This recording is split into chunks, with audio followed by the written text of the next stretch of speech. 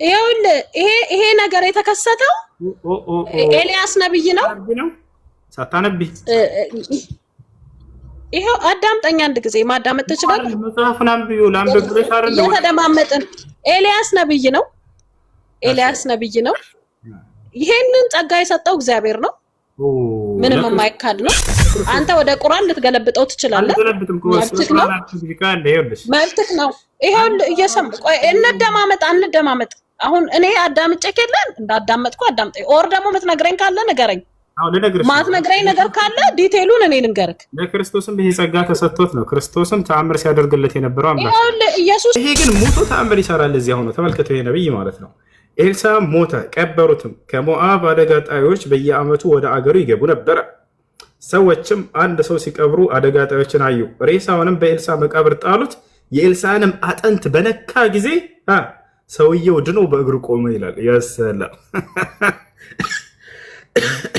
ሞቶ ተአምር የሰራ ነብይ በ23ኛው ዓመት የኢዩ ልጅ የአካዝ በእስራኤል ላይ በሰማሪያ ነገሰ 17 ዓመት ነገሰ እግዚአብሔር ከፍ ያረከልኛ እንደ ይቅርታ ወይ ከራሴ ላምብ ሃይ ሻም ችግር እሺ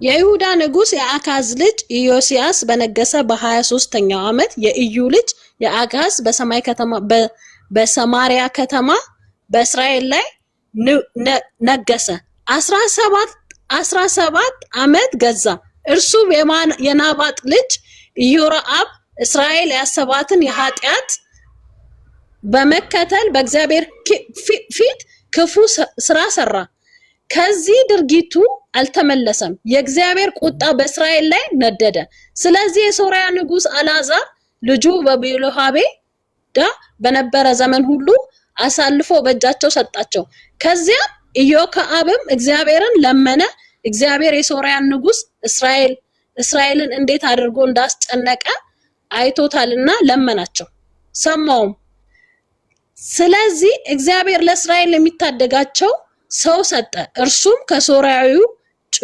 ጭቆና ተላቀቁ እንደ ቀድሞም በይሁዳ ተላቀቁ እንደ ቀድሞም በይሁዳ ያ ባይ አምብል ባይ ሄሎ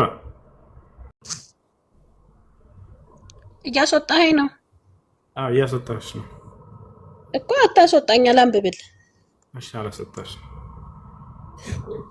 ከፈለክ ደግሞ ዝቅ ብዬ ላንብብል ችግር የለውም አንቺ ነሽ እኮ ከላይ ካላረብኩኝ ምን የሚያገናኘው ነገር የለም አንብቢ ደስ ያለሽ ለምን ይገናኛል ስለሚገናኝ እኮ ነው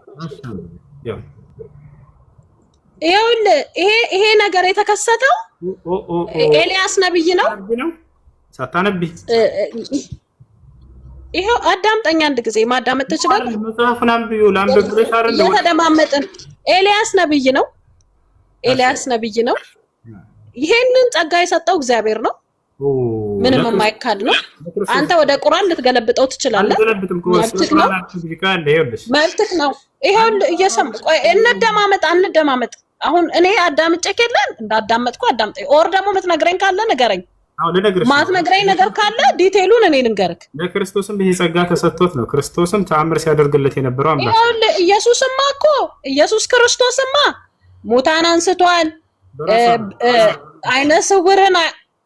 የአይነ ስውርን አይን አብርቷል 34 ዓመት ደም የፈሰሳትን ሴት ፈውሷል አልፈወሰም እሺ ሞቶ በሶስተኛው ቀን ተነስቷል ይሄንን ቁርአን ቅዱስ ራሱ ያረጋግጠዋል ስንት ነገር ነገርኩ 5 ነገር ነገርኩ እሺ ቀስበይ ስለ ኢየሱስ ክርስቶስ ማለት ነው ኤልያስ ነብይ ነው ኢየሱስ ደግሞ ጌታ ነው ረጋጊ ቀስበይ ጌታ ብቻ አይደለም የጌቶች ጌታ ነው ቆዳምጭሽ የኤልያስ አምላክ ኢየሱስ ነው even if የነብዩ መሐመድ አምላኩ ጌታ በቃ ያቻው ምክንያቱም ሙታን እንዳስነሳ አይታለች ሙቶ ነው ያስነሳው ኤልያስ የሚገርማችሁ ወላሂ ከክርስቶስ ይበልጣል በዚህ ተአምሩ ኤልያስን ማንም የሚስተካከለው ነብይ የለም እንደ መጽሐፍ ቅዱስ።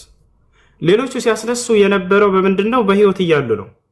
ይሄ ነብይ ሞቶ እኮ ነው የጀማ ሙታንን ያስነሳው። የቱ ጋር ነው ያለው አለች። ልክ ሳሳያት ከላይ ካላነበብኩኝ አለች። እሺ አንብቢ። ልክ ሲደክማት ጊዜ ኢየሱስ ይበልጣል ሙሐመድን የፈጠረው ምናምን አለች።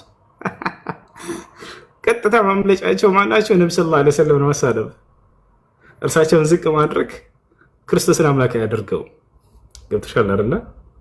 እስኪ የመጽሐፉ ባለቤት እዚህ ቦታ ላይ አለ። አሁን ከላይ ያለ ቂሚጽዮን ልጅ ቂሚጽዮን የሚባለው የብሉይ ኪዳን አይሁድ ነው። በነገራችን ላይ የመጽሐፉ ባለቤት እሱ ነው። እንደው መጽሐፋቸው ላይ ቂሚጽዮን ተአምራትን ማድረግ አዲስ ነገር ነው ወይንስ ነብያቶቹ ላይ ያደርጉ ነበር? አላህ ኦኬ። ሰላም ኡስታዝ ኡሱ ሰላም ብያለሁ። አዲስ ነገር አለ። ታምራት ለአንድ ሃይማኖት መቆሚያና ማረጋገጫ አይሆንም። ታምራት ነቢያቶች ያደርጋሉ። ምንም እንደተሰጣቸው ነው። ሁሉም ነቢያቶች ታምራት አይደለም፣ አዲስ ነገር አይደለም። የዚያ ነብይ የእውነተኝነት ማረጋገጫ ይሆን ዘንድ አምላክ በእነርሱ በኩል የሚያደርግላቸው የሆነ ጸጋ ነው ተሰዋል እንጂ ሌላ ነገር አይደለም። ተአምርን የአምላክነት መገለጫ አድርጎ ያመጣው ክርስትና ነው። ኢየሱስ ክርስቶስን አምላክ ለማድረግ ተአምራቶችን ይቆጥራሉ። እሱ ሙታን አስነስቶ አይንን አብርቶ ሰዋት ምን ይሆን? ይሄ እኮ አዲስ ነገር አይደለም። መጽሐፋችሁን ካለማንበብ የተነሳ ነው። ወላሂ ከክርስቶስ በላይ ሙታን ያስነሱ ነፋሉ። መጽሐፍ ብሉይ ኪዳን ላይ ይሄ ሙቶ ነው ያስነሳው ያልኳቸው ኤልሳ በጣም የሚገርም ነው። ይኸው ኤልሳ ሞተ ይላል መጽሐፍ። ተመልከቱ፣ ሙቶ ነው። ሙቶ ተአምር የሰራ ነብይ አለ። ሙቶን ከኢየሱስ ክርስቶስ በራሱ እኮ መነሳት አልቻለም። አምላኩን ያስነሳው እንደ መጽሐፍ ቅዱስ ማለት ነው። 10 ምናምን ጥቅሶች አሉ። ወደ መበስበስ እንዳይመለስ የአባቶቻችን አምላክ እግዚአብሔር አስነሳው ይላል። ይሄ ግን ሙቶ ተአምር ይሰራል እዚያ ሆኖ። ተመልከቱ፣ ይሄ ነብይ ማለት ነው። ኤልሳ ሞተ፣ ቀበሩትም። ከሞዓብ አደጋ ጣዮች በየዓመቱ ወደ አገሩ ይገቡ ነበረ። ሰዎችም አንድ ሰው ሲቀብሩ አደጋ ጣዮችን አዩ። ሬሳውንም በኤልሳ መቃብር ጣሉት። የኤልሳንም አጥንት በነካ ጊዜ ሰውየው ድኖ በእግሩ ቆመ ይላል። ያሰላም ሙቶ ተአምር የሰራ ነብይ ኤልሳ ይላል። አላህ ስብሐነሁ ወተዓላ በቁርአን ላይ አልየሳዕ ብሎ ገልጾታል። ታላቅ ነብይ ነው። ከነቢያቶች መካከል አንድ ነብይ ነው። ይህን የነብያቶችን ተአምር ሽምጥጥ አድርገው ክደው ኢየሱስ ክርስቶስን አምላክ ሊያደርጉበት ተነስተዋል። ክርስቲያኖች አያስኬድም። ቆም ብላችሁ አስቡ። ክርስቶስ የሰራቸውን ተአምራቶች ሰርተዋቸዋል የቀደሙት ነብያት። ሙታን ማስነሳት፣ ሌላም አይን ማብራት፣ ሌላም